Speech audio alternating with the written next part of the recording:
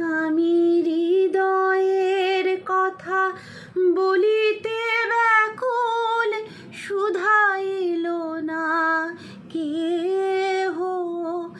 আমি হৃদয়ের কথা বলিতে ব্যাকুল, শুধাইল না কেহ। বাংলাদেশে গল্পগুচ্ছ পড়বার যুগের অবসান হয়নি কি?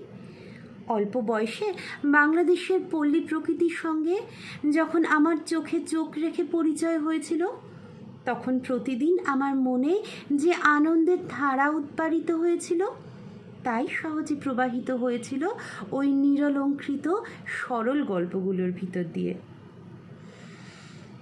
বাংলা পল্লী সেই অন্তরঙ্গ আতিথ্য থেকে সরে এসেছি, তাই সাহিত্যের সেই শ্যামছায়া শীতল নিভৃত বিথিকার ভিতর দিয়ে আমার বর্তমানে মোটর চলা কলম আর কোনো দিন চলতেই পারবে না। আবার যদি শিলাদহে বাসা উঠিয়ে নিয়ে যেতে পারি, তাহলে মন হয়তো আবার সেই স্নিগ্ধ সরলতার মধ্যে প্রবেশ করতে পারে। 11 জুন 1937, চিঠিপত্র নয়, লিখেছিলেন রবি ঠাকুর। সকলকে অনেক ধন্যবাদ। ভালো থাকবেন।